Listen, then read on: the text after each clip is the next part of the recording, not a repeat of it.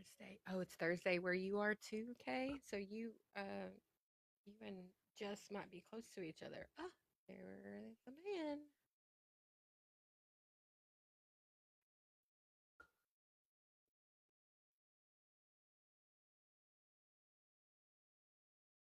Australia. That's where Jess is. I don't know exactly where. Hi, Jake. Happy Pride! Woohoo! Happy day. How are you? I'm doing really well. How are you? Good. Super excited. Today is my son's birthday, so That's wonderful. yes, he turns I is 18. how old? 18. Yeah. Yeah. I cried on the internet today. It's fine. It's I, fine. Everything's I fine. I'm about to cry on the internet today. I guarantee it. So we'll be all right. It's fine. It's fine. Everything's fine. Congratulations, though. That's Yeah. huge. Yeah. I He's not I he's not done yet. He's still got another year of school, so. well, and he's got 8 years before his brain's actually going to be fully formed. So maybe we should stop listening to society saying that 18-year-olds are ready to make big choices. Jake Bordeaux, how dare you? How dare you? What? What did I say that? I'm sorry. Who was that? Who was that? The voice of reason? Yeah, it's just We don't need those here. We don't talk about that. So, thank you for joining me. I'm super absolutely. excited to have you. I see my daughter is here in the chat. Yes, Dad and Daddy are here. Bridget, how are you, ma'am?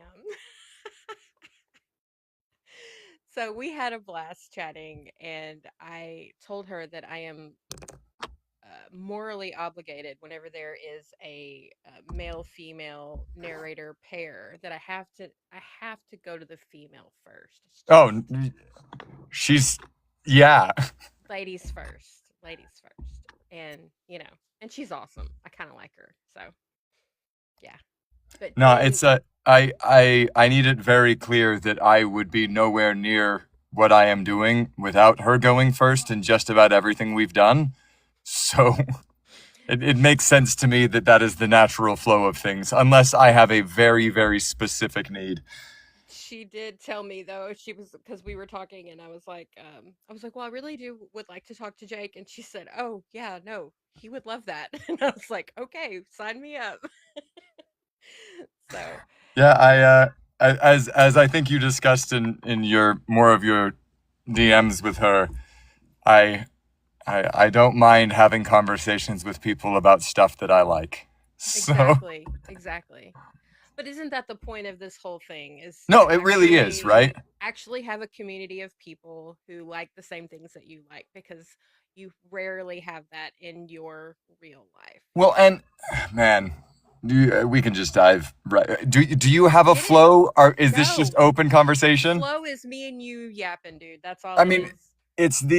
it's the root behind everything that this is, right? Which, as far as the worlds that my sphere that is kind of crossing worlds with your sphere at this point, right? Hmm. Um, is we had to use an app to find each other, Yeah. right?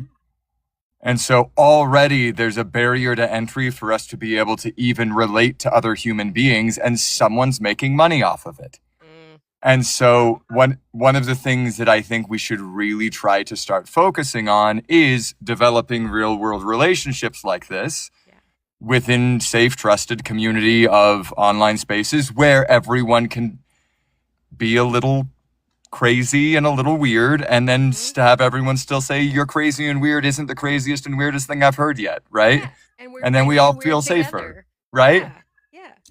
Yeah. And like I really do think that that's at the core of so much of the literature that I get to narrate, and it's one of the things that makes me really, really grateful for my acting training, specifically when it comes to approaching a lot of romance, because I don't know, I can't speak for other male narrators, but I know there's a lot of them who may not have had the long journey of rigorous acting training to kind of Sure. understand what one person is able to learn about someone just by seeing what's on the page in a book, right? And when you start realizing that A lot of these books are women writing books about what they perceive to be the ugliest parts of themselves being seen and felt and heard. Yeah. Like, the easiest way I can describe this is if you come up to me at a convention and you say that you read The Degradation of Shelby Ann Hmm. and go, it was one of it really, I loved that book, right? Yeah. To you Yeah. to get to that book with the most love I can express means that things didn't go well for you, Right. right? Absolutely. Yeah. And what the social media aspect of this does is it allows us to feel way more comfortable sharing those details with people than we should. Yes. Yes. So what you have to realize, especially as I think women readers, is that's why book talk is sacred, right? Hmm. Because it is a verified human network Hmm. of people keeping each other safe. And Hmm. then, sure, people can show up and learn later, right? Sure. Sure. And they can learn how to be part of it.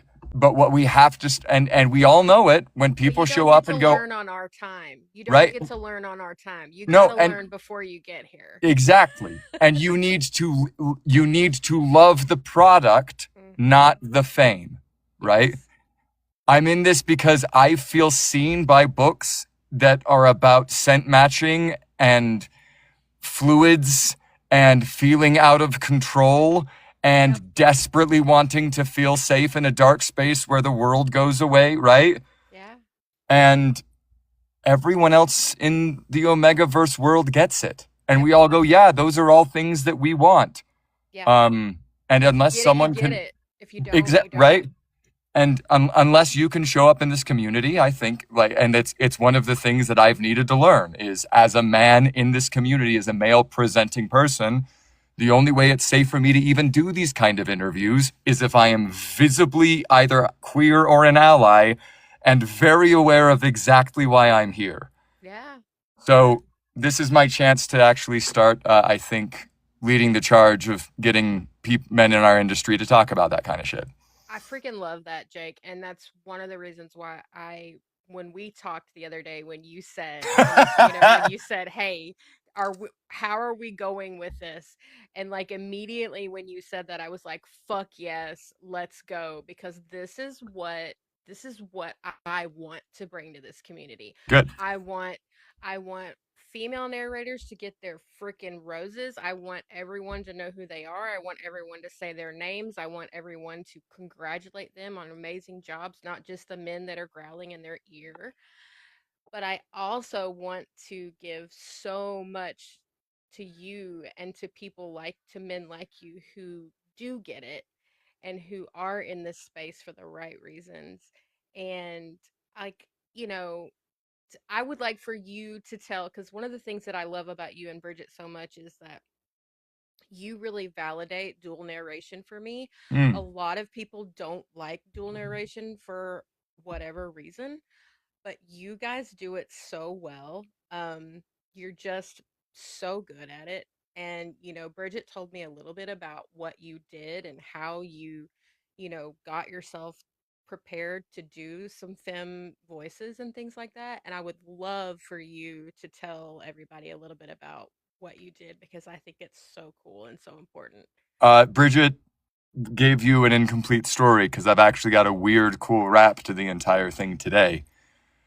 And there are 5 people in this room right now, so stick around. That's okay.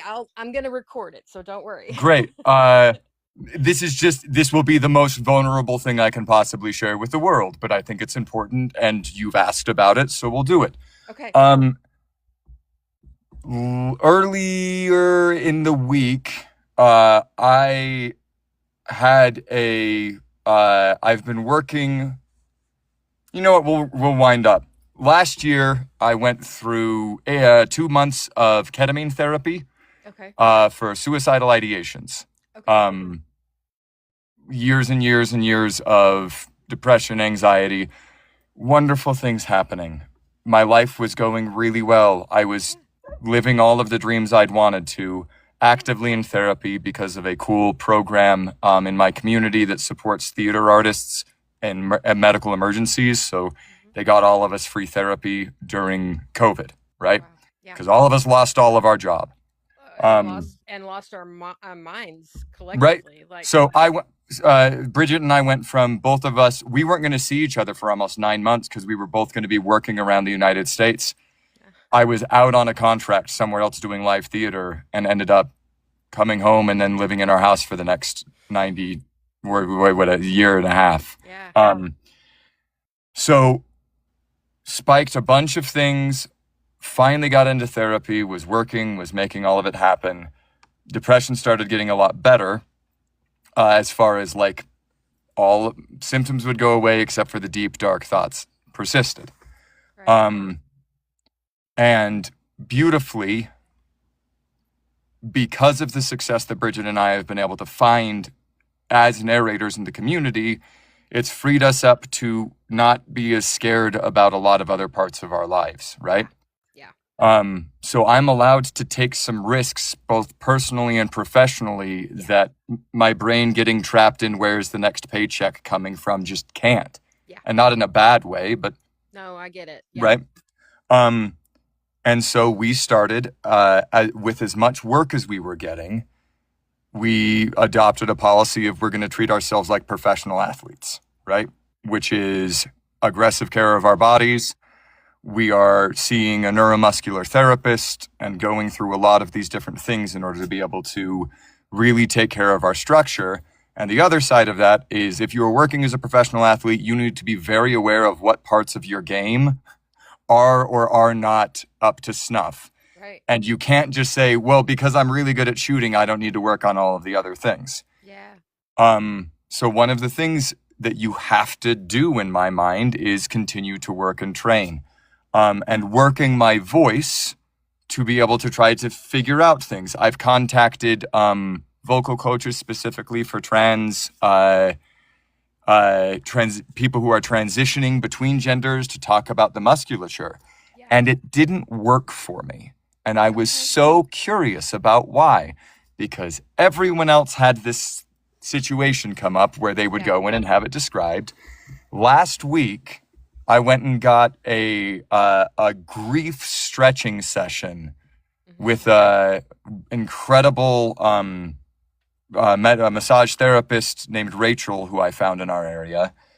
And she broke fascial tension at the base of my rib cage.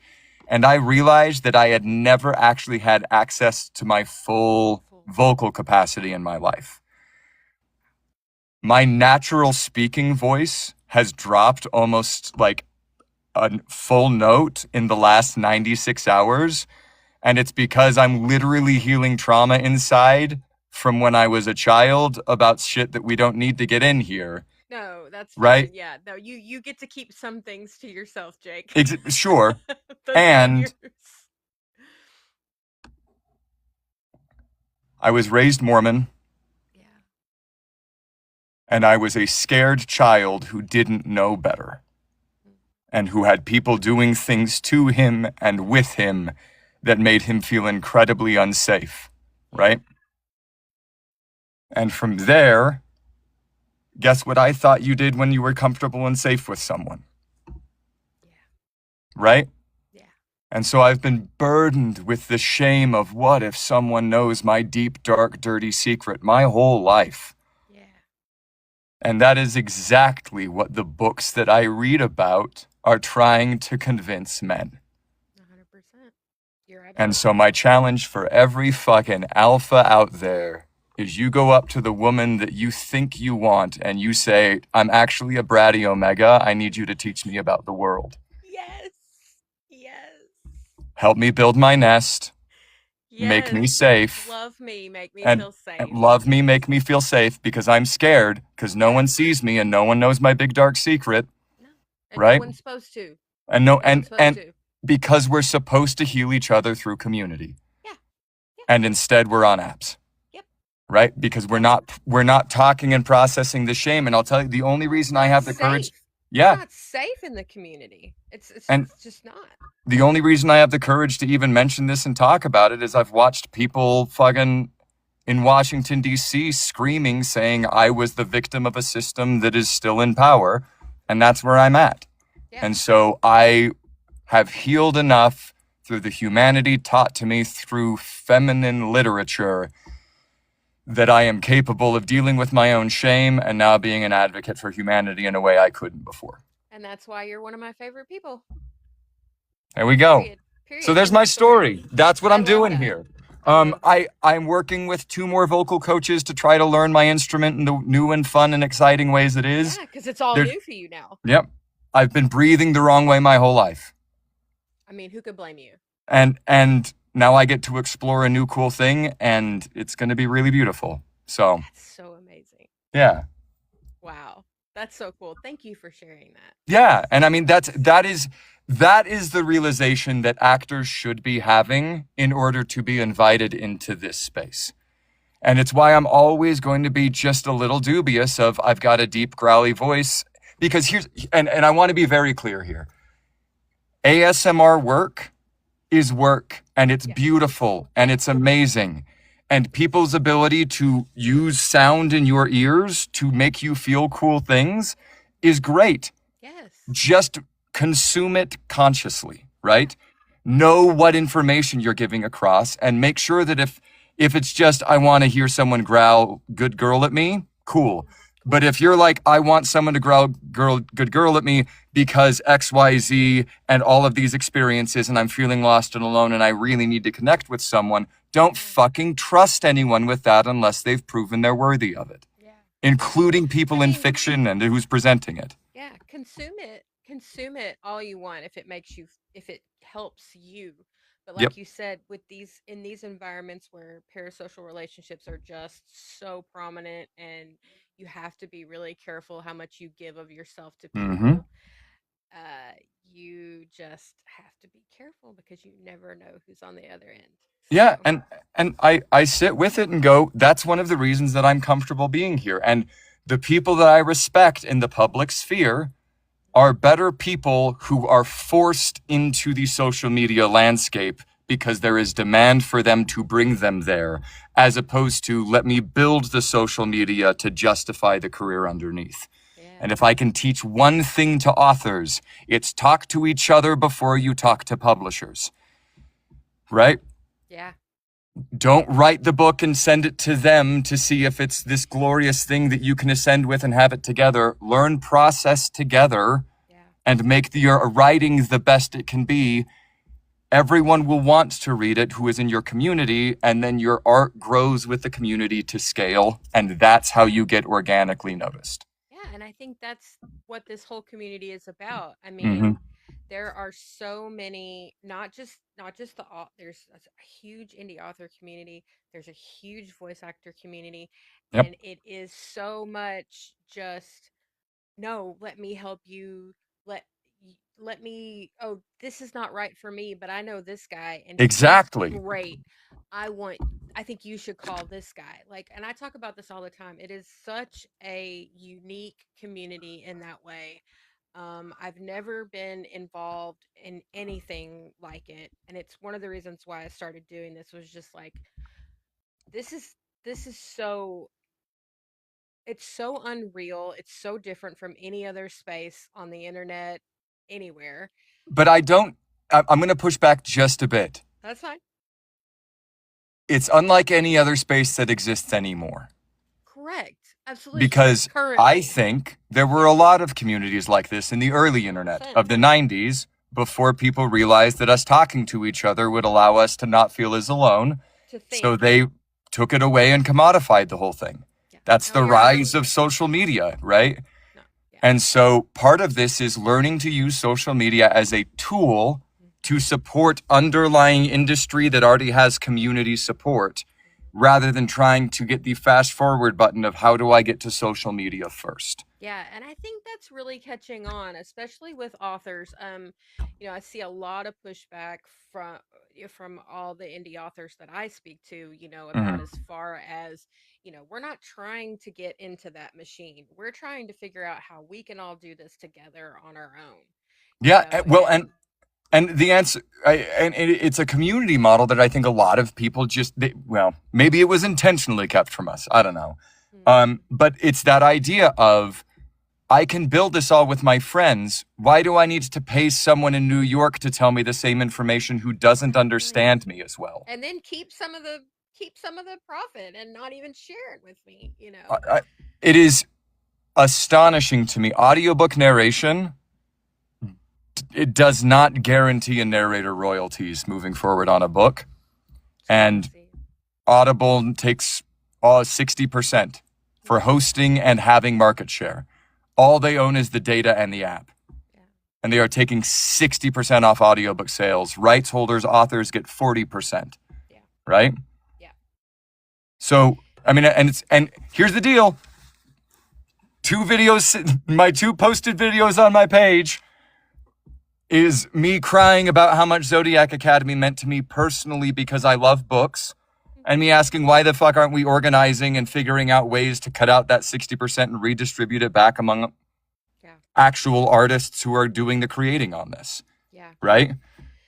Yeah, I mean, it needs to be done for sure. I mean, it absolutely needs to be done. And but it's such a big hill to climb. And like you said, you know, only so many of you guys are in the position to take on projects like that where you're not just like worried about putting food on the table or Exactly, where your right? next job is going to come from. And that's by design. Obviously they want that. They want us to be more worried about how are we going to get to the next thing that we need rather than making things better.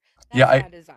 I, I, I've started coining it, and we've started using it in our household because we're two incredibly neurodivergent people who are very comfortable with each other at this But I point. love you guys so Uh, much. but it's called safe brain theory, right? Yeah. Which is I mean, and the reason, fucking, I'll throw in a pitch. I fucked up on a project and recorded an early version of a script, so I have to redo it. Mhm. I just started it today, but it's called Crazy for Cuddles. All Mhm. right, a That sounds really great. really fun book about a professional cuddler falling in love with a billionaire. And it is Let's do it. step by step exactly this process of I need to be vulnerable with people in order for them to know that I'm actually a human being. Yeah. They will then be vulnerable with me and show me that they'll support me. Yeah. And then we can negotiate what kind of relationship we want to have before we both agree on a stasis, right?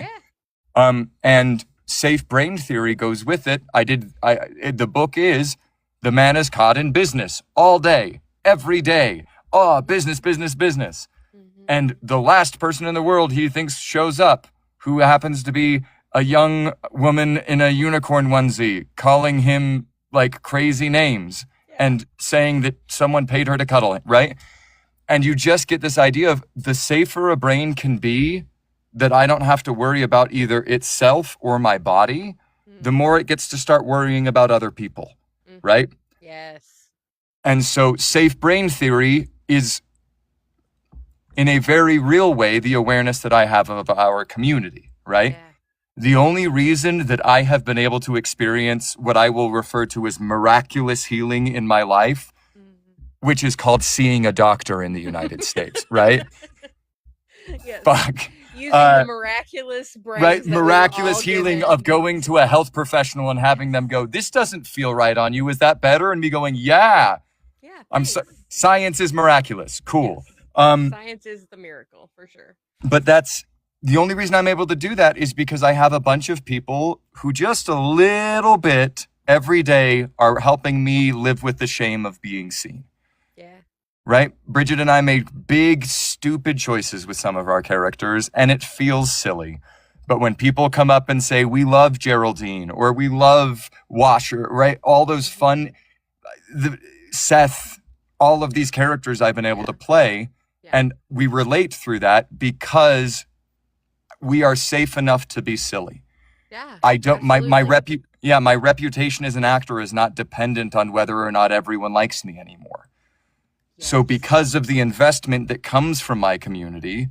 I now bear the responsibility of actively working to keep that community safe Yes. because they are all giving me a little bit of brain safety, right? Yeah. So I can make big, stupid choices here and make all of them feel seen for being okay with big, dumb, stupid choices and liking it, right? I love that. Yeah. Yeah. No, I love that. And I love that that's what I'm going to keep saying it, but that's the way it should be, and that's one of the Yep. reasons why I obviously want to give you all the props in the world, because yes, could you be like, hey, we've both done almost 1,000 books between the two of us, and we're not even gonna look for, whatever, and we're just gonna do our job, and we're having a great time, and screw This you is the guys, we're this done. is the You know what truth I'm behind saying? yeah, this is the truth behind follow your passion. All I did was every single time someone said, well, you need to figure out someone to do this for you. Rather than going online and finding someone, I just said, who is a friend I have? Who is the most lawyerly friend I've got? And then I went and said, here is my problem. Do you know someone who would be really good at fixing this? Right? Yeah, yeah, And it built our business and it built our community because everyone in our process now has an understanding and stake of what we do and what we're behind. And yeah, it's one of the reasons we're flopping our profit model on the head, which yeah, is I can start spending money to invest in causes that I care about, right? So I can speak with my money rather than my voice because we've proven our voices don't get very loud these days, but our money does. yeah. And I've got extra to just throw at causes that feel important at any moment. And that And feel great. we're employing people and giving people work. I've gotten We've gotten at least one woman divorced from her conservative, terrible husband. I've sent 2 people to school. Doing the Lord's work. And this is what it's supposed to be, right? No, I agree. Yeah. And we're all fucking caught up in someone solved my problems for me, that we've lost the ability to do the things that got us here, which is if you don't know something, it's not on you to figure it out. Someone's already learned that lesson. Yeah, Find find out who someone. that is and ask them to help you, Because right? they probably need something to do too. Exactly. Because Yeah. they're working a shit desk job that doesn't make them feel fulfilled either, when there's someone out there who fucking loves desk jobs, There's right? someone. It ain't me, but there's Not someone. me, but they're There out is there. someone. And Yep. and then the jobs that we can't convince people is fun to do is the jobs where we go, we got to pay people a lot of money to do that, Yeah. right? Yeah. And there's a reimagining of how this entire thing is made that I think Bordeaux really represents a unique thing, which is we invested hard first in classical artistic training and representation there, right? Yes.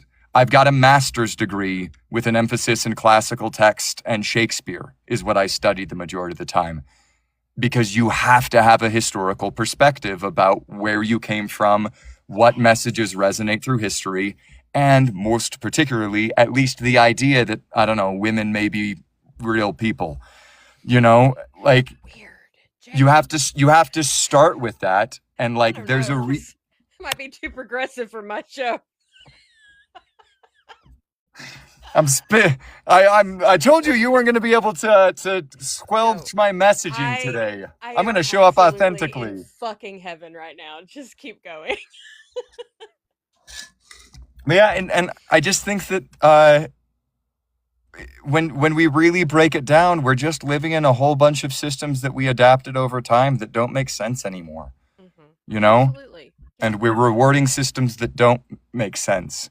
And I am watching ethical businesses getting built all around me based on real people and real community. Hmm. And that's where the future is. So I'm really happy to be able to kind of stand up as an example of that and say, we're aggressively queer. We're aggressively in favor of all rights for people. Yeah. And I firmly believe that a few years down the line, that will be the smart, both personal and business choice. I agree. I agree. I really do feel that way. As as easy as it is to get into the doom and gloom of it all, because it is shitty. Yeah, I really feel, I mean, I maybe it's because I do have a teenager, and I'm the house where all the kids are. I mean, if you hear kids yelling, they're in the living room right now, like Yep. playing Jackbox on my TV. Oh, That's my house. And so it's his birthday and all his friends are over. And so, but those kids, they they don't fall for any of this shit. why? I don't know, maybe I had Yes, something to yes, do you with do it. know, right? And I'm going to force you to say it, right? You kept Yeah. those brains safe. My baby is where my 11-year-old. I'm gonna brag, y'all. Okay, Do my it. 11-year-old is wearing a Proud Eyelash shirt right now, and we live in East Texas, Jake. That's not that's not something we Yeah, I do. did. I did 2 years in Houston, Yeah. right? So I mean, yes, there people in my community that are safe. Yes. Do I send my kids to a STEM school so they feel mostly safe? Yes. Yeah. But But it's still not safe. one of the most important facts that I have learned in therapy is that there is an overwhelming consensus among the community of psychiatrists, as we understand it now, that says in order to have a well adjusted adult, a child's parents need to get it right 30% of the time. Whew. Okay, good. Right? No, but like, did you feel that weight that comes off you in that moment? Yeah. Have you Yeah. done 30%? I hope so. Then I you've think knocked it so. out, right? You're successful, and that brain is safe enough to be aware of how it Yeah. needs to get into the world, Yeah. right? Yeah. And that's science. Yeah. That's not the fucking media saying you need apps and training and books or anything else out there. Yeah. You can fuck it up. And on the second one, you're going to already be better. And you know what? My kids had screens in front of them, and they didn't go to preschool and Yep. grew up with because it doesn't fucking Because matter. because nature has been raising human beings for thousands of years, Exactly. right? Exactly. You're not going to optimize it by commodifying it. You're going to No. optimize it by helping kids learn naturally Yeah. that their body is safe and that their mind is safe. And the reason that those are safe is because the community keeps them safe. And unfortunately, one of the reasons why that is so easy for my husband and I is because we both have parents and histories with, like you were saying, Mm-hmm. trauma and things like that. And so it it's it's very easy for us as adults to see how those things affected us as kids, and for us to go, nope, we're not doing that, we're not going to do that, we're going to do something else. And so yeah, we I do have the blessing of perspective. well, I um I think our perspective is a little limited sometimes, honestly, yeah. because it's hard for us to relate to the people that are dead in in some ways. Yeah. And the reason I think of that is we throw a lot of shit at the boomers right now, right? Oh yeah. About the way that they raised us and the way that they were, right? Yeah. And I think it may be worth considering that the boomers lived through a world war, which we're Hmm. living through right now and feels terrible, even though we're a lot more Exactly. subtle about it, right? Yeah, for sure. And we're raised by people who may have had to kill family members in the name of the Civil War. 100%. There's a lot of trauma in their childhood, Exactly, Angelica, and they survived their parents. right? Exactly. And that wound hasn't healed for them. Mm-mm.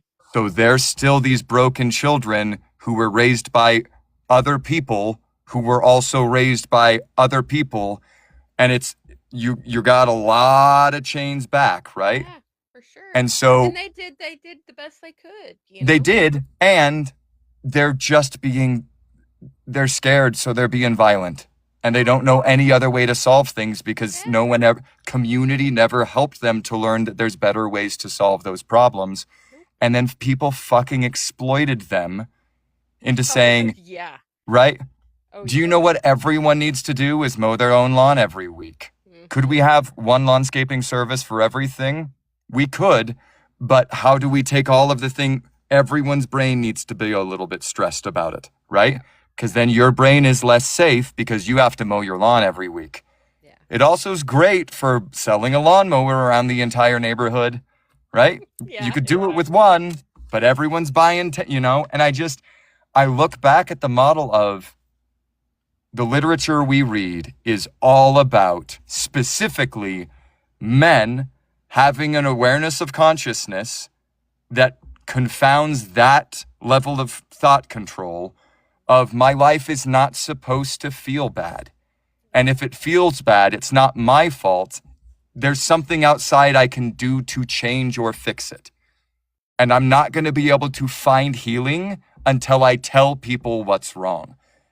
Right? It is the saddest experience of someone who is on this side of CSA Yeah. that there is just a little bit of a chance that every single time I got rejected, it was because I had been assaulted. Mm. Right? So when I said, did I not get the role? It's because you were too broken to get the role. Sorry. Do you remember that time all the way back then? Yeah. And so every time I got rejected as an artist, every time someone responded to me, I was like, if you just knew who I was, you would never think I would do that intentionally or try to hurt you. Right? So Yeah. until I healed that shit, Yeah. so I can come out and say that without shame, I'm still running back to check that wound every single time I get rejected. Yeah. That's a lot of energy. Yeah. Right? And until we learn that, no, it's safe to be out there. I use the penguin analogy a lot of like, we're all walking towards the edge of the cliff to see which one of us is going to jump off first and then check to make sure it's okay in the water. Mm. Except there's a whole lot of us that don't want to get anywhere close to the cliff because they think it's death at the bottom no matter what goes. Yeah. And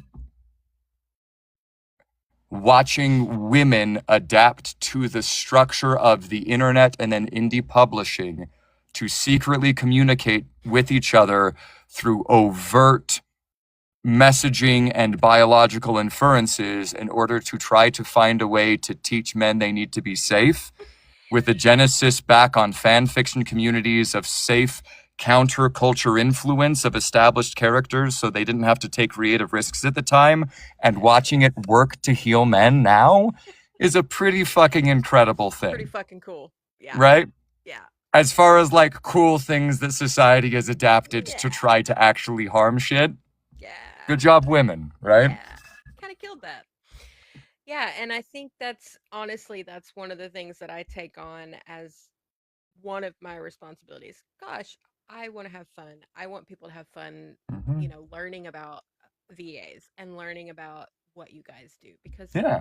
what it all boils down to is this is an escape for all of us. Yep. Whether that be Well, from reality or, whatever. I think it's important to remember why escape. Escape is not get away. Escape is get safe so you can process. Right? Exactly. And but we're so used to escape meaning means I shut off. No, escape means get somewhere to the point where you can find your gun or whatever else it is, right? Yes. Escape is get away till I can defend myself safely. So it's about healing. I think that's also, that misconception is also one of the reasons why it gets trivialized, because people use words like escape or fantasy or, I need to get away from reality or whatever, and they go, well, you're just trying to avoid things you're not really dealing. Right. It's like, no, this is how I'm dealing. They're looking for the overt definition of escape or fantasy and not the subtext, the underlying message of what it means in this specific. And it's just context. You need to understand context in this specific situation is, I don't understand the world. The world is not behaving normally. Yeah. I'm going to artistically write my experience and then send feelers out into the world and say, anyone else feel like this? Yeah. Anyone else noticing they want to be treated like this? Yeah. Anyone noticing these patterns? And then other people who consume it go, me too. What if we resonate with that more, right? But they have to be willing to listen. They have to be willing to make that, to change the way they think about those words. And exactly. A lot of people jump into that, like you said, they jump into this space not really ready to do that work. And those are the people who and it's the same thing with readers, right? Readers and narrators and even authors, right? If you show up here going, I have a new message that's great because I think it will sell, you're not in the right spot because you don't have your finger on the pulse of the community, right? That's not what it's about. There's a reason that vampires are back. Sorry. There's a reason for everything. Right? Yeah. They keep trying to force vampires out of the zeitgeist, and we keep returning to parasitic ancient organizations that are sapping away our life forces for some reason. I can't Huh. imagine I why. wonder what we're all experiencing right Could it now. be the soul sucking? Yeah, no, I agree. I mean, like you said, there is literal reasons for everything that Yep. happen in this community. And if people will just take a second to try to figure out what's causing it, you're already halfway to like a whole new world.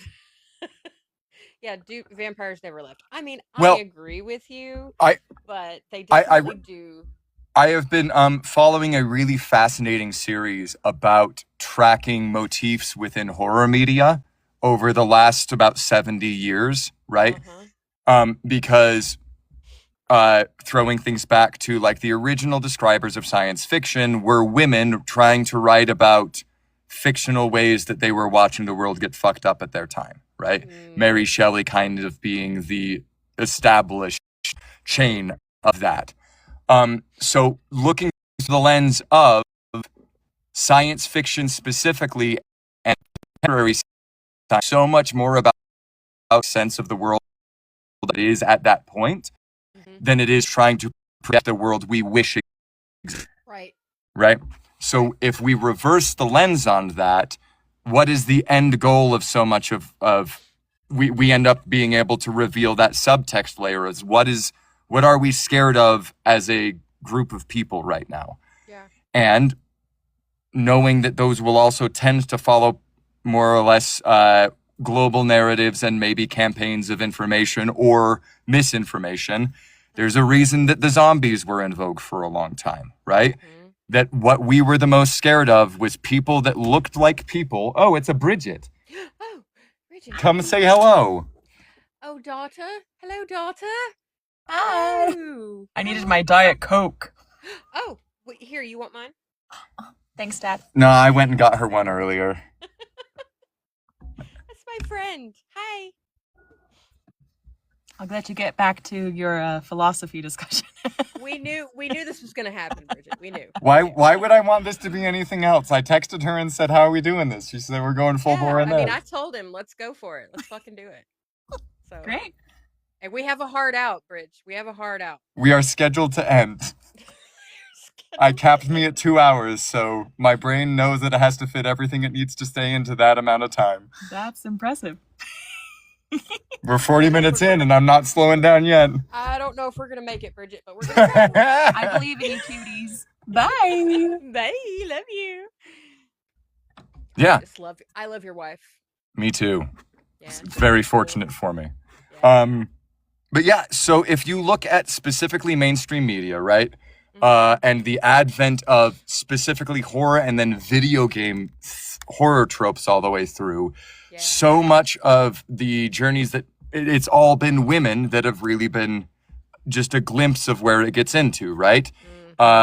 Giant leaps forward in the genre with Alien, with overt sexual imagery, the entire thing being about rape and the involuntary putting of another life form inside your body that you can see will destroy you, and there's nothing you can do about it because a bunch of other people say it's more important, right? Do you want to And know then, what my daughter's middle name is? It's Ripley. well, are you ready for your next Ripley? You know where the next one is, which Mm-hmm. is Samus in Metroid, right? Metroid. Yes. Ripley is the name of the dragon monster in Metroid, in Super Metroid, right? Which was, once again, when they made the original Metroid, everyone assumed that the character was a man because Was a man. Yes. and so the reveal at the end of Super Metroid is a huge moment in Huge. no, the future and science fiction has to include the feminine view. Otherwise, we're fucked. And you can watch as soon as women start appearing in men's propagandist fascist places, they have violent reactions and then try to cancel things, right? Ooh. Happening in Warhammer right now, right? It's Yes. We were just talking about this. That's so funny. Yeah. Go yeah, ahead. and so like all it is the minute that men are presented with this idea of you need to tap back into this emotional center that you were denied, No. it feels terrifying to them because our world was based around that point of view. And the only way that they're ever going to feel safe is authentic community. Yeah. And it's going to fucking suck for everybody. Yeah. But it's not anyone's fault. And I No. think that's the, right? Even the biggest, scariest people with them, like who are throwing the biggest tantrums in the world are broken because they were raised by monsters. 100%. And I was a monster. No one wants to be that way. No Yeah. one purposefully does that. Right? But it's just a series of reinforcement structures of Yeah. they failed their way to the top Yeah. because of money. And who knows, you know, it's generational. Who was the first person to do it? It doesn't matter No. because it stops with me now. It just right? needs to stop. Yeah. And I'm smart enough. And one of the things that I keep reminding myself is we have never been in a position in history where there has been the scientific, technological, and interconnective ability for us to even have these conversations. Exactly. Right? Yes. And so the bravest thing that any of us can do at this point is contribute to the discussion and say, this is what I'm seeing. Can anyone in real life verify this for me? Which is the secret of community building that built our business, right? Yeah. Because in the advent of AI and a postmodern or a post-truth world where people are fucking just lying and then no one cares, right? Yeah. Like back in the day, they would have been called a false prophet and stoned to death. Yeah. But then they took over our religious language, so we can't do that anymore, right? And that's where we can get back to is just start trusting people again. It's why the indie author community has grown up so much. So much, like Bridget and I don't post content. No, you don't. We don't, No. right? No. We're booked. I know. And the reason why is we have close, long-term relationships with authors who love the way we narrate their books. Right. They're my clients, not you, not the public, right? And so if I honor that relationship with an author, I'm never going to start texting listeners to be like, hey, you want something from me? How do you like my voice? Right? Fuck that shit. Yeah. Because I will ruin my relationship with my client who gave me their baby. Yeah. This thing that they poured their life into it. On a page. They worked through the deepest and most integral parts of their own trauma. Yes. And I'm going to do what? Think that I'm going to bring some life to that they never could have imagined. It's already meaningful for what's on the page. Yes. Your job is to interpret that. Yes. Not to bring something to it that is going to save it from itself. Yes. Okay, that's it, guys. No, I'm just kidding. That's our one false exit, right? No, like, I say that all the time because it's, again, I think that's one of the reasons why this space is special is because it is an indie author space. So, for the most part, you know, like you were saying, I know indie authors who I met, you know, like I interviewed an author yesterday. She writes books really, really fast. Like she's done in like a matter of months. And then I have another, you know, author that I'm friends with who it took her 10 years to write her first book. Yeah. Regardless of how long it takes you, regardless of all that, it is that person's soul on a page.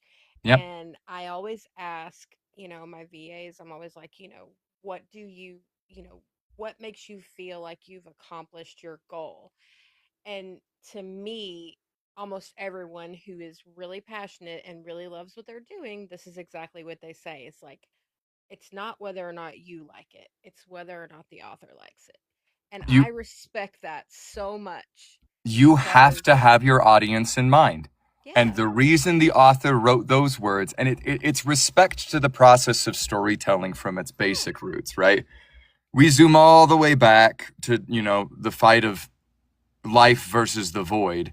When some point back life began, and then it started just this nice little creepy fuck you mission to say you can't destroy me, right? And so we started as little single cell things and we've grown to here. And we're the furthest along we've been.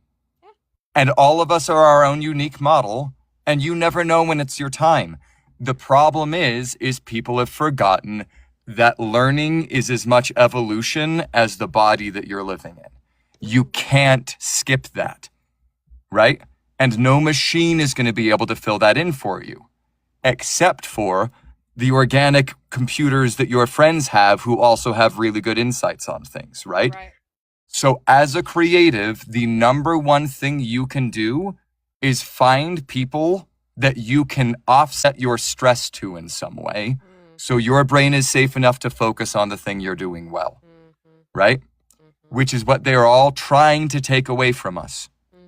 Come to our service, so we will provide you XYZ marketing, do all of these kinds of things, but we need you to feel overwhelmed by the process of seeing everything you're supposed to do, so you feel like you need our service. Right. Or find your friend who's really passionate about social media and say, would you be willing to help with me? And then grow together and learn skills as you're going along. And then invite them to the convention to meet other people so they can network and introduce each other, right? Yeah. And that's how we build this industry without any private equity swooping in and saying, we're now going to be present for this, Yeah. right?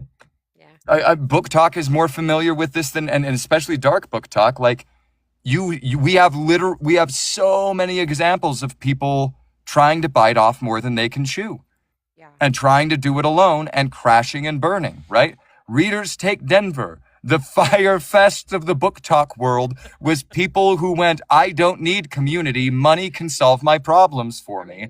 And they didn't work, right? There's been plenty of them since then as well. And you, every time, it's someone who could have just asked for help, Yeah. but thought, I should be able to do this on my own. And if I can't, I must be a failure, whatever that may be, right? Yeah. And so the trick is to overcome the shame of not knowing things. And of course you haven't. Like, you've never done this before. Right. It's your first book. That is inherently shameful.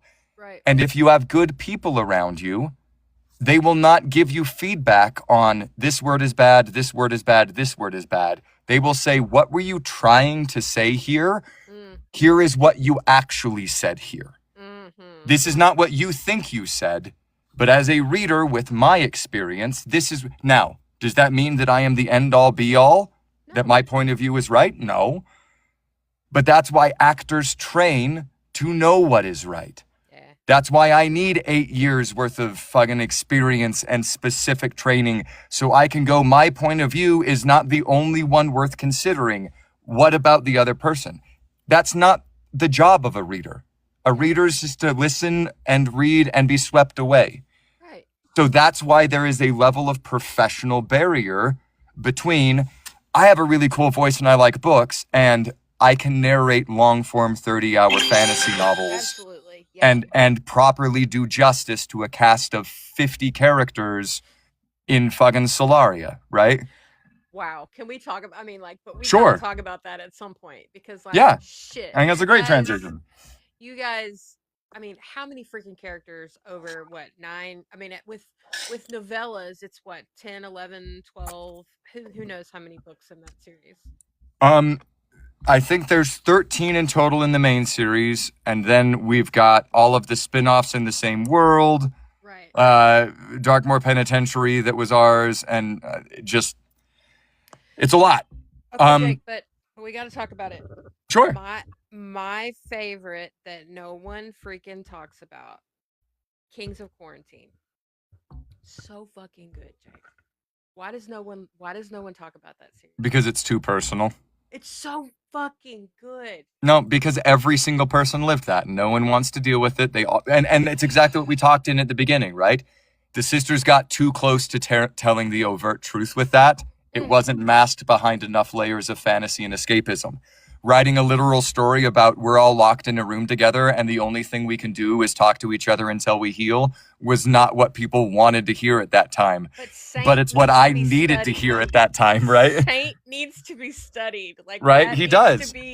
That needs to be studied. And I'll tell you exactly what it is, right? For you, Saint is the guy who doesn't get it and is still willing to get along, right? Yeah. He proves that he trusts everyone around him to never use the squid emoji to hurt him, which is why he lets it happen. Oh, right? Well, so many people are missing out on the squid emoji. And it's real, right? Because anyone else in his life, if they did something to him that confused him, he would activate every resource he has to find out who they are, why, what they're doing, and he allows them that much control over him. Yeah. And it's And so that's the difficult for him. vulnerability that you have to be able to show for other people to heal you. You have to be willing to be seen. He could stop responding to those texts every time if he wanted to. Yeah. And he responds angrily every single time because it gives him something. Yeah. I just And love it's- that series so Yep. much. And that's the thing. Find men to narrate your books who can do that about the male characters. Why Yes. is this important to them? What Yes. growth goes on in their story? Find men to narrate who can articulate specifically the lessons that the men in your books are narrating. Yeah. And Right? I just love them so much. And They're Kyan, such and those characters in that series, I mean, every single one of them is so complex. I mean, and it's like that for almost every book that they write. But I don't know, there is just, I think the fact that that series is not fantastic. It is 100% just contemporary. There's nothing fantastic about it. It's just people in a yep. normal situation, and the fact that they still made it so real. And it's like you said, that's why nobody wants to touch it. Because the universe is Just called so real. the universe is called the United States of Anarchy, Yeah. right? Yeah. Guess what we're living every day.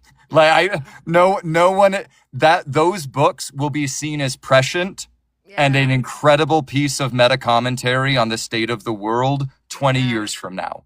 Yeah. No one's willing to actually encounter them where they are yet. It's so weird because I never thought about it that way, because it makes me so mad, because like every time I do a books that you need to read that you don't know about, like that is on that list every fucking time. Because they don't want to see it.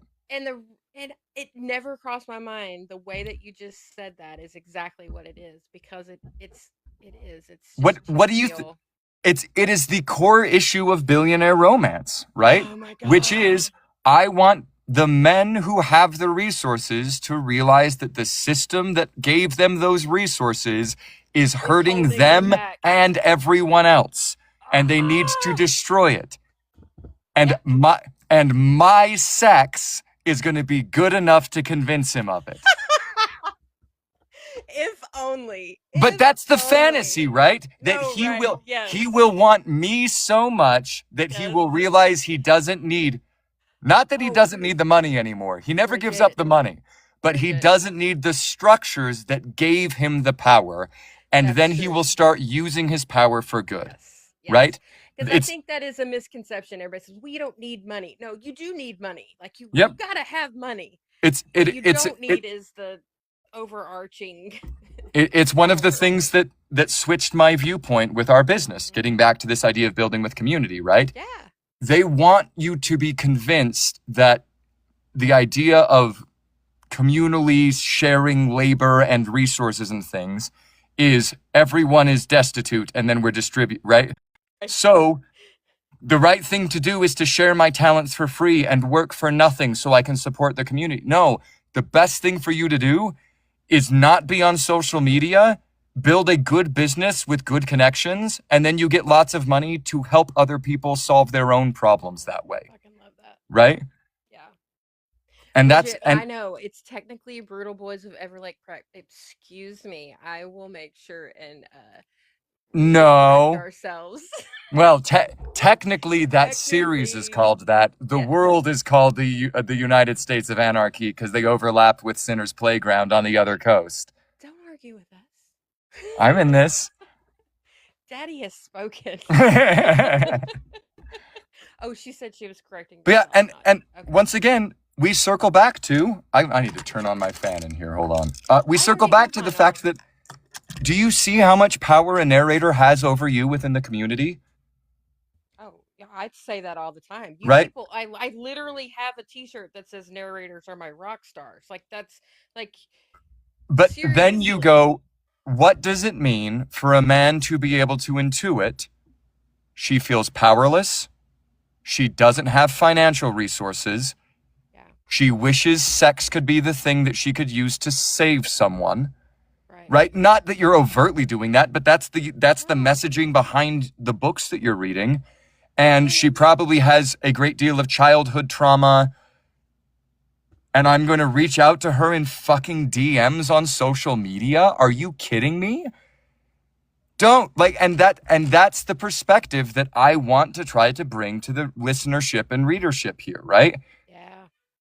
This art is art because it is human, and it is political because it is human. And you consuming it opens you to vulnerabilities, right? Oh, yeah, big time. You reading specific books on Kindle means the richest men in the world know what you are reading. Yeah. You gotta be fucking careful with having any sort of parasocial relationship with someone out of this You're community absolutely right. specifically, You're right? absolutely right. Yeah. Yeah. No, you're absolutely right. And it is. It's. I mean, you can't let your guard down, even in what feels like the safest place in the world. Not You when you're can't. public, No, you right? can't. Yeah. One of the most telling stories for Bridget and me was when we went to Rare London in, was it 2 years ago? I don't know if she's still here. 3 years ago at some point. We were flying back, the cheapest plane tickets we could get. We were planning on doing a weird leg where we saw a show in Las Vegas and then jumped over. Things got fucked up. We ended up needing to fly back from Las Vegas, or back from London to Philadelphia, Philadelphia to Las Vegas, Las Vegas back to our home in Denver.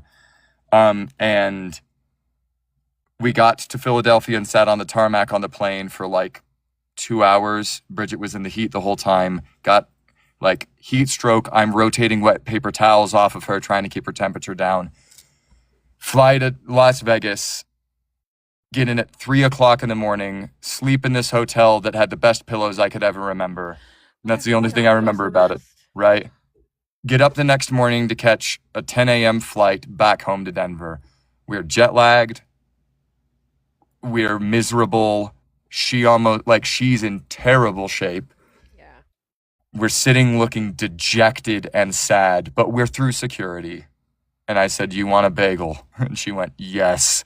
And so I went and got breakfast, a bagel, and I came back. Face. Right? You look just like her when It's you my did that. profession. I see that face a lot. Yeah. And I got back to my seat, and before we got on the plane, I got a message on Instagram that said, "Hi, I just saw you and Bridget in the Las Vegas airport. I was too shy to come up and say hello, but I just wanted to say thank you, and it was really cool to see you there," right? And that was the moment I realized I have lost public privacy. Yeah. At any point, someone could recognize me in public and say whatever they want to me or about me in ways that could be incredibly personal, right? Jarring. Yeah. The idea, and like, I don't mean this in any, like, I know. You could see someone coming up in a grocery store and being like, "Oh my God, that scene where they had to kill the pedophile and then X right in the blood of the floor, and it was in the room," and like, they could, like, hopefully we don't get there, but I get that that is the attachment that people have, which is why we're not on social media. Yeah. Because that lesson's already there, right? Yeah. And my job in helping them process that is intentionally artistic and should not involve Jake Bordeaux in any way. It should involve the author's words telling stories about the author's characters to listeners who use me as a way to access that story.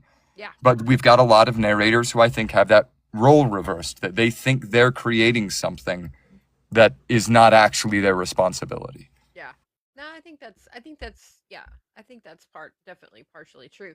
I think it's a little bit when people who are doing this now, they feel like and they are that, like, they're the product and they're having to like sell themselves at all times, and I think that they feel like that's the only way to kind of get to that goal. And I know that that's not necessarily true, but I think this whole thing kind of fosters that thought process. Yeah, That and I think a large part of it is they've made the product the thing that keeps you alive. mm-hmm. So you have to be product oriented, otherwise you die. Yeah, Because product is the thing you sell for money, yeah, not the artistic interest of passion of trying to learn more about the human conditions so we can all help each other have safer brains to heal, which is what I'm trying to do, right? But yeah. that doesn't serve the status quo very much. No, no, no. And I think it shows up, like the amount of community that we've been able to watch just in our time being involved and following the people who are actually members of this community who get it Mm-hmm. and they're thriving, right? The members of the community who either were incredibly gifted or honest with themselves about process and seeking help Mm-hmm. to make their work better. Yeah. Now we just got to figure out how to get people from taking their cut who don't do any of the work involved. Right. Yeah. And that is I know you guys are trying to do something about that, but yeah, I mean, you're only two people there. Yeah, and that's the beautiful thing about community, right? Yeah. Is that I don't need to feel like I have to do it myself. I No. just have to say it enough that someone goes, "Ooh, I have an idea that could fix that." Me too. Right? Yeah. Yeah. And you're doing it in the way that your brain serves you best, which is doing interviews with people to try to bring perspective. I'm doing it in the way which makes sense to my brain, which is reading words in a way that is intentional and meaningful, right? Yeah. And that's the same thing that authors are doing is Yeah. my brain feels a little alone and scary in there. Anyone else feel that way? Oh, a lot of us. Oh, yeah. Wow. Everyone. Oh, wow, maybe everybody, right? Yeah, Oh, exactly. and then that and that's what art is supposed to be, right? Yeah. Is shame processing. Mm. Right? Yeah. It allows us to no longer be ashamed because you're triggering fucking lizard brain, back of the brain primal fear of if I'm weird, the herd will leave me behind and Yeah. the wolves Is it will eat me. weird? Yeah. Right? Yeah. Yeah. Which is why there's a certain group of people who hate getting called weird right now Yeah. because they're worried that being weird means they'll get left behind by the herd, and that's as far as their brain's been able to go. Yeah. And you just get, once you learn that you can be weird and people not just love you for it, but like it makes them also be weird too. Right. It's like ethical multi-level marketing. It's the best. Like when you have like well, my friend B is in here. Like, okay, so B and I are in a group Yeah. chat and there's 5 of us in this group chat. And yeah, we're all fucking weird. Like Yep. weird. But we're weird together and it's amazing. And you feel safe, Yes. which means you get to talk about the big, deep, scary things if you Yeah. want, right? We want. Yeah. There's no pressure, Mm-hmm. but you know that group chat, if you were suddenly like, I need someone with a shovel real fast. Exactly. It's not what you think, but I can't say anything else. Get Right. here. Yeah. You would have people go, cool. Yeah. Right? Peace. See you When there are a lot of people in your phone that if they got that text, it would be a problem. people that I've known my whole life. Yeah. Yeah. Right? Yeah, last night, literally. Yeah, exactly. B. I know. That's kind of what I was thinking about. Yeah, it's weird. It's such a, it's so weird because simultaneously I have found some of the best friends that I've ever had in my entire life in this Mm-hmm. community, and some of them are narrators, and some of them are just other creators, and just through connection have found some really amazing friends, Yeah. but then also have also seen how scary it can be for some people to have those relationships and then get kind of like whoa, taken aback by certain things. So it's really kind of it's a mind fuck. It really is. It's forced you to understand that there's not a binary and that decisions have nuance. No, exactly. And then you realize that that's a lesson that needs to get learned by a lot of people which is right now. which is really the root of everything is Exactly. nuance. People Right? need to learn nuance. I mean, yes, are there certain things that are almost always wrong or bad or terrible. Sure. But there is nuance to everything. Yeah, and Literally everything. well, let me, and you know, I can offer, I think, the biggest splash on that I can, which is, um, last fall when I was really starting to ruminate, because after ketamine, like, Yeah. things are healing. I'm getting uploaded on new drugs that I've got, which are going great. Life is awesome. Yeah. Once my brain got healed, I went back to my hometown for the first time and started having a whole lot of memory activation and recovery that I hadn't had, right? Yeah. So as that's going through, I'm talking to a lot of my queer support structure that I've developed around me right now. I've got a very wonderful friend who's a specialist in sexual health up in Seattle, helping spread sexual awareness up there. So I contacted him, and he said one of the most potent things that I think the world needs to hear, right? I don't know where he pulled the number from. I can ask if anyone wants to know. But 50% of Epstein's victims went on to reperpetrate, right? Which means they all did the same thing. Right. So if we are saying all people who ever did this deserve to die, there's a whole lot of kids out there thinking you're talking about them. Oof. Yeah. Which is why I didn't bring it up until I was 38. Yeah. Not truthfully. Because I was so scared that they would go, well, you did it at 3 and 4 and 5 and 6 and 7 because you didn't know better. But that learned behavior is just not something we can get rid of. So, right? And that's the shame. And once we learn how to figure out a way to get that message in front of men in a way that they can understand and process, we can start actually healing this shit, right? And it's one of the things that Bridget and I have started taking on, right? This idea that we hear all the time, hurt people, hurt people. Well, in this case, we need to reverse it, to healed people, heal people. Yeah. My job as someone who has done the healing is to facilitate and take on the shame so other people can heal easier for themselves. Because I'm not scared of it anymore, right? And that's the freedom they don't want us to have. Yeah. That's amazing. Yeah. And I learned it from dark romance.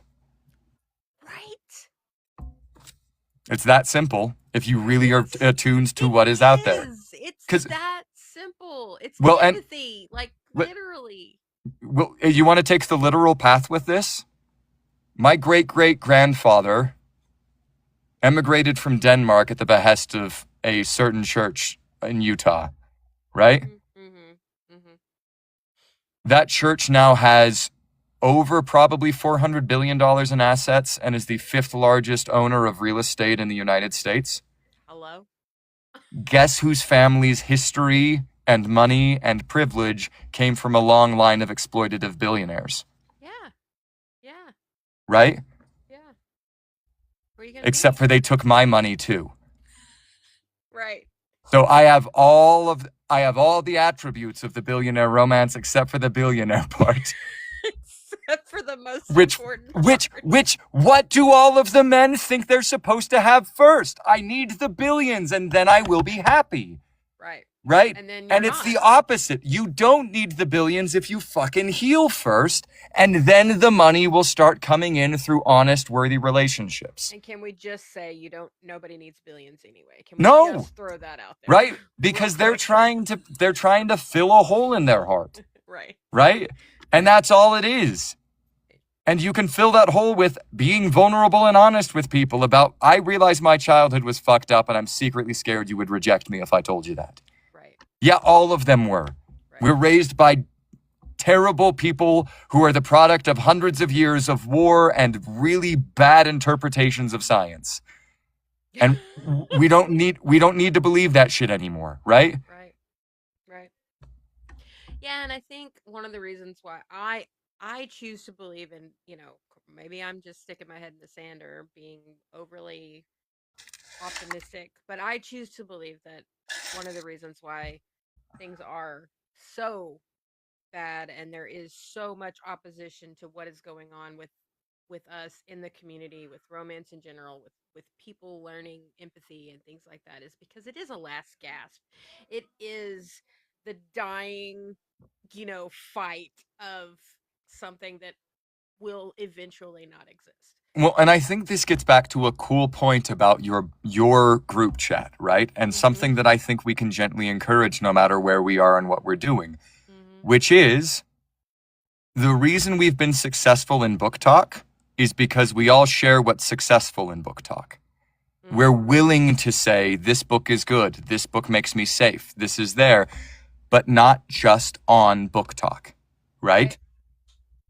People host their book talk parties on book talk. They follow people, but they talk about it with their friends back home, so there's real link and interaction on it. Yeah. So if we start talking about, I don't know, community building in the same way, and just say, hey, in the group chat, it's a safe place to say, this is something I did intentionally. I didn't know how to do it. I asked someone for help and they helped me through it. Yeah. Or someone asked me for help. This is how I was able to show up for them. And this is the cool thing we did together. Start fucking sharing those things with each other. It right? amazes me. Like, literally, like, I have a friend who asked me how to make a banner on Instagram. Like, Exactly. Literally. And it took me 5 minutes to record my screen showing her what I did, how I did it. Literally took me no time. And that girl is one of my best friends now. Yep. Because she appreciates, and I'm like, it literally took me no time. Thank you for asking. Yeah. Like, thank you for thinking that Because I would help you. Because how that's a much compliment to me. How much stress did you save her? Yeah. Right? Needing to look it up, find a video that was inexact, make sure it wasn't like some AI thing, right? All of that. You'd already done the labor, right? So that's the secret to community building is, has someone already done the labor? Yep. Yes? No? If they have, ask them. Ask them. Exactly. Will you help me? And if they don't respond, your thing wasn't important enough to draw their attention. Exactly. And if you go, they really could be the one that solves my problem if I'm just, no, they're exactly what then you just keep building your community until you're big enough that they'll pay attention to you. Exactly. And it's like, right? I told her, I was like, the fact that you even asked me, huge. I'm doing what I want to do. It means I'm putting out there that you can ask me and I will help you. Yeah. Because that's what I'm trying to put out there. So cool. And thanks. what did that mean for you? You had to deal with the shame of, I may put my name out there and people will think about me. Oh God, yes. Right? I don't want to be perceived, right? I don't want to be perceived. Yeah, no. But the more people perceive you and go, hey, that's cool. Hey, you're really good at banners. Hey, this is the easiest interview I've ever had because it's just free-flowing conversation and I'm not trying to force a narrative on it. Right? This is great. And the more you hear that from community voices rather than your own head helps you to get over the shame of being perceived. And I don't have that shame anymore because, that's awesome. I've read a bunch of horribly graphic books. Well, okay, and that's the other thing that I talk about a lot with people is that, for people to say, I try to tell people, don't speak in things that I'll never do this, or I would never read that, or I think that's awful. Yeah, don't speak in absolutes, right? Don't speak in absolutes because no matter how bad you think any book is, no matter how bad you think any one situation is, someone's been through it. Yep. Well, and someone has been there, and they're seeing themselves in that book. Yeah, and it's not for you. No. Right? And that's the biggest problem behind men is they think everything is because they're hurting. Right? And if they don't get it, then they take it as if they don't get it, what is the most violent thing sorry, let me rephrase this. A baby is born with no cultural impact on it at all, aside from there's some communication with mom. We know we don't understand that process. Right. The first thing a baby does when it's born is screams, right? I will disturb the peace until my needs are met. Right. And mom's job is to teach baby, you were warm, safe, there was a lot of pressure, and you were surrounded by liquid. You are now open air, cold, Your brain, your head went through a very tight spot. This feels insane and unsafe. I'm going to teach you that you are safe now. Right. Right? Right. And how do we know when a baby finally feels safe after a few months? Baby starts laughing. Yeah. Right? Because biologically speaking, screaming is terrifying because that means the wolves can find you. Right. Laughing is also terrifying because that means the wolves can find you. So mom would only make me want to laugh if there's no chance the wolves are going to show up. Right. That's when I will feel the safest and be allowed to grow. Right. Like I said, I think people forget that, yes, these books are fiction, obviously. But again, someone's been through that. Someone's Exactly. been there. And the thing for a reader is, why is it scary to you? Right. Right? Because rather than going, I feel repulsed by that idea. Who taught you to be scared of it? And if it's purity culture and contemporary, like, get out of here, right? Quit following the instincts that old white men conditioned into you. Right.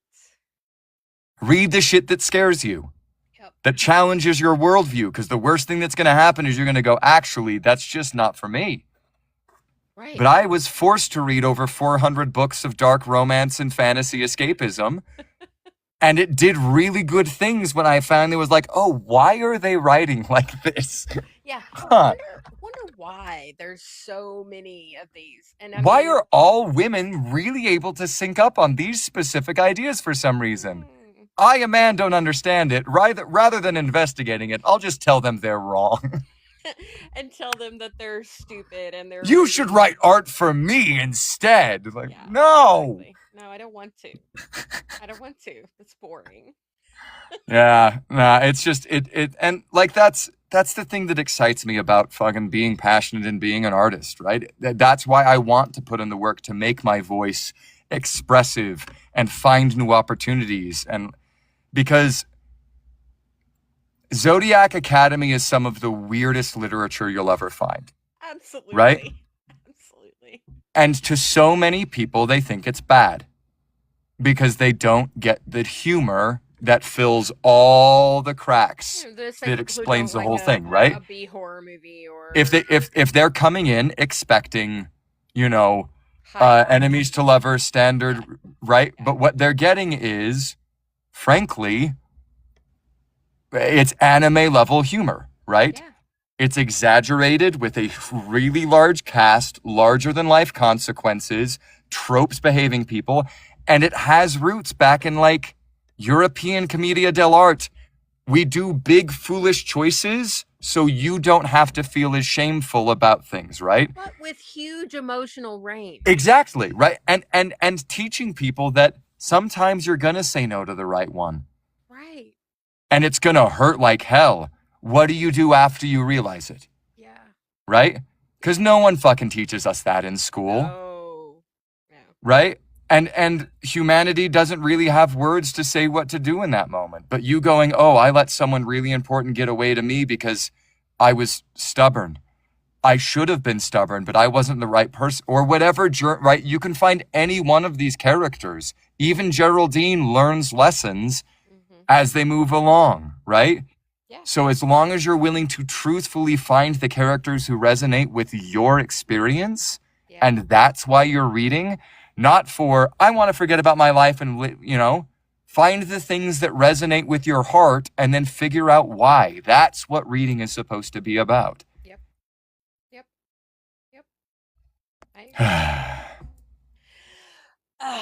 Good stuff. That's a great stuff, man. Hey, am loving we've been going for 80 minutes. You want to keep talking, or did we do the thing? It's up to you. We can keep talking. I mean, I don't know what else your audience is going to want to talk about. Does anyone have questions? My audience never knows what they're going to get. Great. When they come in here. But yeah, if anybody has any questions, but I do have a few questions for you. So, yeah. What, if anything, do you would you like to do more of? Something that you haven't had the opportunity to do that just really would scratch an itch for you. In life or in In narration or narration. in In narration life if you would like, specifically. but in narration, yeah. I know you've done a lot, so that may not apply to you, but The next step for me is uh, I want to try to dabble a foot in lit RPG, but things are going really well otherwise, right?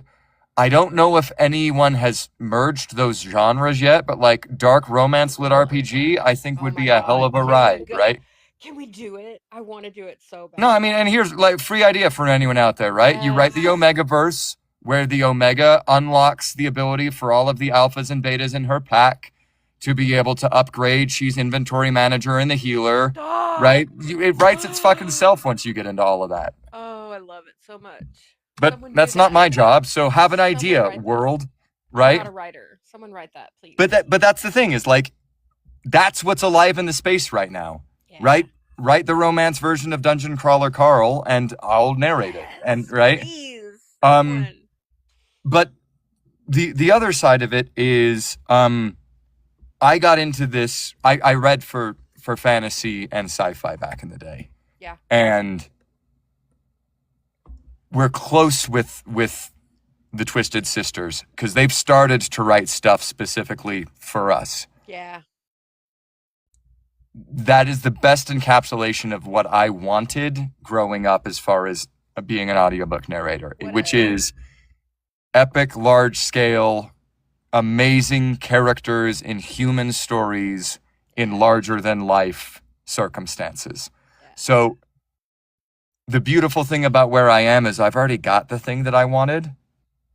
So I don't really I just get to see what else is out there, right? I don't really have something floating ahead of me because we've got stability and I believe in what we've put together. And I specifically believe in my partner and our ability to adapt if anything ever comes up. So I don't know. I'd love to help write a book. I'd love to put together a more full-term production company where we can start doing scoring and sound effects and making more like radio theater style drama. Or I don't know, maybe it's working with graphic audio. I think one of the big things that I get to see in the community a lot, which it makes me feel a little weird, is this argument over like which version of Zodiac audio is best between graphic. And the answer is some people don't like us, and that's okay. And some people aren't going to like graphic audio, and that's okay. And as long as the more people talking about those like the world in the series, the better. And I have a feeling that if you listen to the whole thing and on graphic audio and then go, let's go see what Bridget and Jake did, we're going to unlock some cool things about the series that you didn't know before, and vice versa, right? So it's always so fun because we'll get it every once in a while. People will be like, how do you feel about it? I'm like, it's fucking great. Because that's an audience that didn't want to listen to me, but the story still deserves to be told, right? That's what I always say all the time is so special about audiobooks. I say this all the time is like, where do you get the ability to reinterpret material and then I have listened to and read books and gotten completely different messages from when I eyeball read it to when I listened to it based on just performances and the way people interpret words on a page. Yep. And your narrator is a filter between the audience and you. Yeah. So if you trust your author with your deepest, darkest secrets, you better be willing to trust your narrator with it too. Yeah. Yeah, because they're going to figure it out and they're going to put it out there. On both sides of that, which is they're going to be able to be very scary and they're going to be aware of the effect that information can have. Yeah. So if you want maximum performance enjoyment, you want a performer who understands why you're listening to it, knows the craft to be able to give you the experience you want, while intentionally keeping distance between themselves and you to allow you to have what should be a private moment of experience. Yeah. And until they can articulate that, right, we've got to start teaching acting craft in this industry in that way. I agree. Yeah. Yeah. So Smut Shelf asked, who's been your favorite character you've voiced? Xavier Acrux. He's the closest to my heart. Just Uh, right off the bat. Followed immediately by Humboldt, who is the healing character in Game of Malice and Greed. Okay. Wow. I got to make crazy turkey noises for that one. So, most of the time, I relate to Xavier the most, but most of the time, if you ask me my favorite characters, it's the out there weirdos who are the secondary and tertiary cast members. Xavier is. Yeah. I mean, yeah. And he mirrors a lot of my own journey, which was Yeah. you were supposed to be this big scary dragon, and you're not. And right, what does that mean for amazing. you? Right, you're still and you have to learn that people are going to love you no matter what, even if for years and years and years they forced you to be violent to people you didn't want to. Right, and then you can find who you're supposed to be and people who will love and support you. Ooh, yeah. Yeah. Yeah. I mean, and it is the reason that people who don't get it, because it's a story. It is a story about exaggerated, meaningful characters, and it's rooted in. I mean, the roots of this go back to traditional live theater performances, Commedia dell'arte in Europe, but so many other places all over the world put larger than life characters on stage to experience things that will make us feel more comfortable being human. Right. So like when you watch the young lovers on stage making stupid choices like Romeo and Juliet, you go, wow, I also remember what it was like to be in love like that and feel like the whole world. Don't do that. Yeah. Right. Maybe talk to people first. And right. There's that influence that comes up. I think people lose that, though. They lose that. That's the whole point. They're supposed to be caricatures. They're supposed to be like, why would anyone do that? So they're larger in life, so they can have larger than life examples of real life situations. Yeah. And you need narrators who aren't going, oh, this is a real life situation. My goal is get listener to really want to listen to me more. No, it's author wrote this larger than life, because even just through the interpretation of it, it has one specific point of view. Yeah. So you've got to be able to go to the next level and go, why in this one book do they jump straight past courtship and into fated mates? Right? Yeah. There's plenty of books out there that are going to be slow burn romances. That's not what this book is for. So they skipped it intentionally. Oh no, my screen. Oh no. Jake, where did you go? My lighting went away. Screensaver. But yeah, right. And I think that's the biggest ending point that I can offer. Yeah. And I think that really is a good wrap on this, which is nothing in these books is there by accident. No. Even the subtext, even like just the world that your author is living in is going to show up on that page. Yeah. So assume every word is intentional. Not that every word is important, but every word at least deserves the grace of showing up on the page. Yeah. And that means that author's looking for something with it, right? There's a special thought in there somewhere. They may not be necessarily like far down the path of how to do that incredibly well, but no one is when they're starting. No. Yeah. And no one is when they're reading it first either, right? No. And I think learning to ask the question of, why does the gatekeeping feel good rather than wanting to share information is always going to come back to trauma on your end rather than the actual behavior on someone else's. Whoa. Right? Yeah. We share the things we love and we heal other people. That's what we do. And I think we can start making some change with it. I agree. Jake, you're awesome. Thank you. I knew that we were going to do this. I knew that I have all these papers, and I was like, just... Nah, right? We don't need it. We talk about the things that matter, and like, books matter, but why do books matter? And that's much more interesting to me. It is, and I think, like you said, what we were talking about earlier, you do have the distinct advantage of being able to say whatever I had to work my ass off on myself to get here. Yes.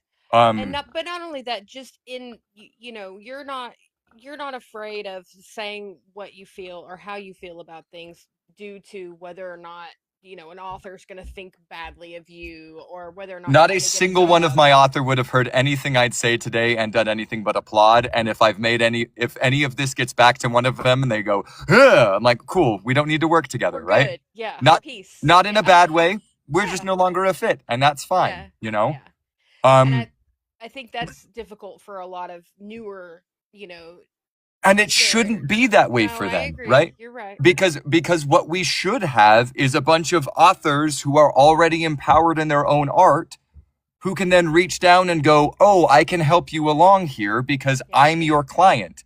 Right. But we have this weird relationship because everyone's poor, where we're all scrambling for each other's money, right? So we have to break that cycle before we can address the actual realities of our industry structured poorly, right? Bethany, And we can fix that. You're nervous your narrators won't like your story, Bethany, then they're not your narrators, babe. Exactly. You Right? gotta find the right ones. And the answer is, you don't go, I need them to like it before I send it to them. You send it to them first and say, I think you might be a fit. Here's my story. If you're not a fit or you don't have time, throw me some recommendations. Yeah. And if none of those recommendations work out, you message me or Bridget and we'll take you through everything, right? It is about finding people who is meaningful with it rather than I need it to be meaningful so they get it. It's already meaningful because you wrote it. Right. Find someone who sees that, right? I want to go up and if Jeffrey's still here. Yes, we've had disagreements with authors. And the majority of the time, the reason why it happens, and this will be a harsh truth for authors to hear, is they think they wrote something they haven't, right?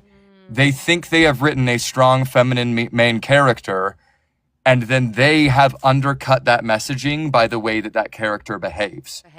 One of the things that has come up several times is men who are in these stories who meet a woman who is an angry, aggressive woman with everyone else, but instantly just, she loves him, right?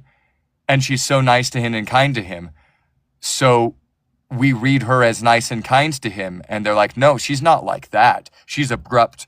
And like, no, if you want her to be the safe place for him, they need to earn that in some. So like, you can't have her be, I have all of this trauma, I have all of this horrible stuff, but he instantly solves my problems, and then expect him to need to learn lessons. They have to learn together, right?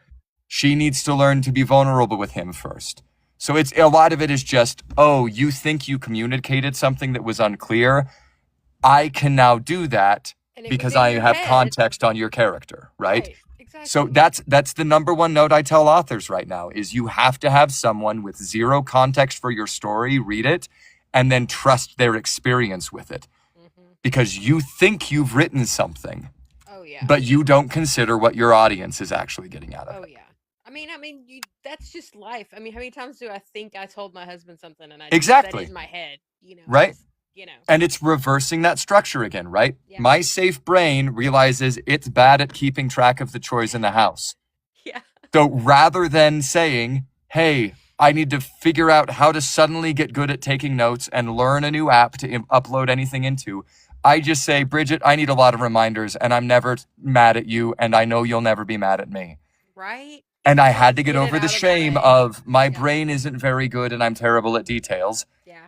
And when I forget things, I just go in and knock and have a little check-in. Yeah. And it offloads the circuits that have tried to figure out what to do to make myself responsible because someone knows that I'm broken and is taking care of me anyway. Yeah. Do that with your art, right? Just do it at your job. Human. Yeah. Right? Exactly. Yeah. And all it ever does is makes you realize that there's only a certain amount of people who should have any say over what you do and why. Wow. Yeah. Right. Because there's a lot of people who say they can fix your problems, and all it is them handing you a problem that they already have a solution to. Yeah. And it just happens to cost you money. We give way too many people that we don't know power over how we do how we live. I mean, it just And it gets back, I think, to a degree, back to that original analogy of I have to keep checking back if the reason that they're saying this is because they secretly know my deep, dark secret, right? Right. So you end up going, everyone must know my deep, dark secret, Yeah. because I always think of it when they're talking about me, Right. right? Yeah. And detaching from that into, oh, they're in their own fucking world They right have now. they're not even thinking about me.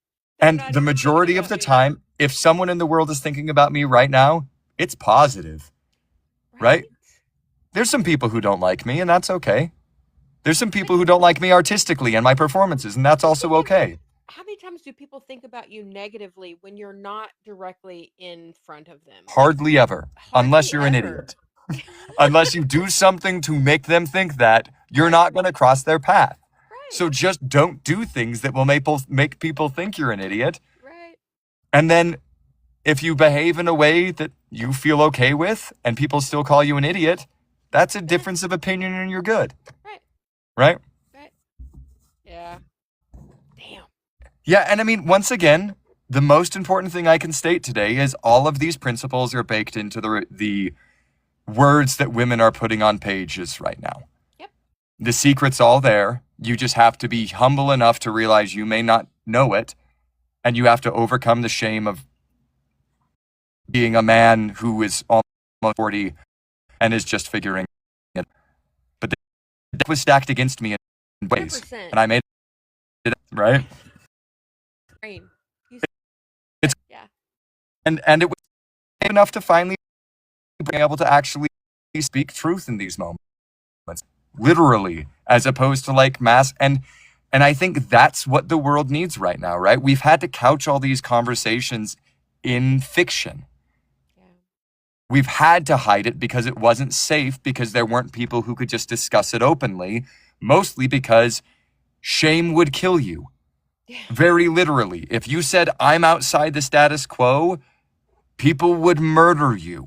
Yeah. And that's why all lives matter is bullshit, right? Yeah. At this point. Yeah. And the idea, no, niche communities matter, because those are the communities that are telling us we're being oppressed in specific ways the system needs to change. Yeah. And if your response to that is changing the system makes me feel scared, that's where you start investigating the problem. Yeah. And you can do it slowly over time, or as a man, once again, you can go to the woman you trust the most. Even a woman who has said, you're my best friend, you're friend zoned forever. That's the safest person to ask. 100%. And say, I am a broken, bratty omega, and I need you to teach me how to keep myself safe. Yes. Give me literature. Give me books to read. Yep. I will not understand them. You need to explain them to me. Yep. And I promise I will do what you need me to until I can explain what this means. Yep. Yep.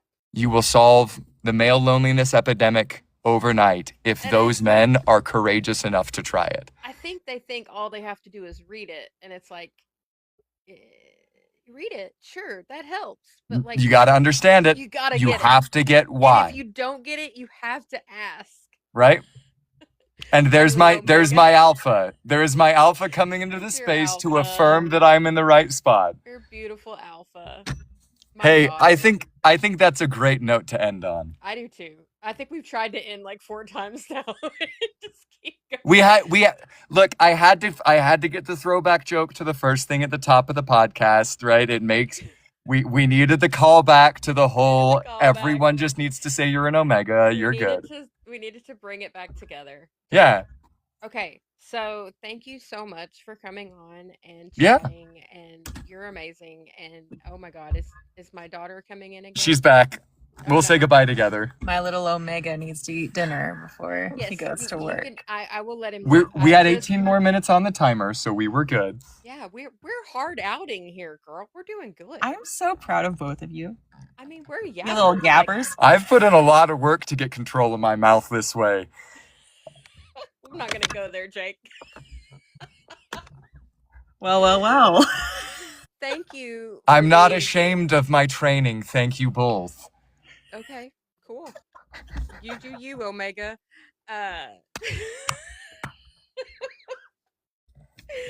Thank you for being so open, and you are helping people being Yeah. that way, doing that. And so I know that's vulnerable and that's not easy to do. So I do appreciate you It doing that. it is easy to do when you're not scared of it anymore. And that's the hard thing. Yeah. Right? So don't do it until you're not scared, as long as you're trying to work to not be scared. Yeah. If you're scared and sit there, you're not going to get anywhere. But if you're scared, you don't have to do it until it feels right. Yeah. Yeah. So, thanks, Jake. Yeah. Thanks so much. This was Absolutely. fun. Reach I out appreciate again. you We'll do it. guys. And one of these times we can have both of us on a call, and the two of us can share all of our strats and things. We'll share And stories Bridget and stuff. can just watch us talk. That's what she did tonight, I'm betting. I know.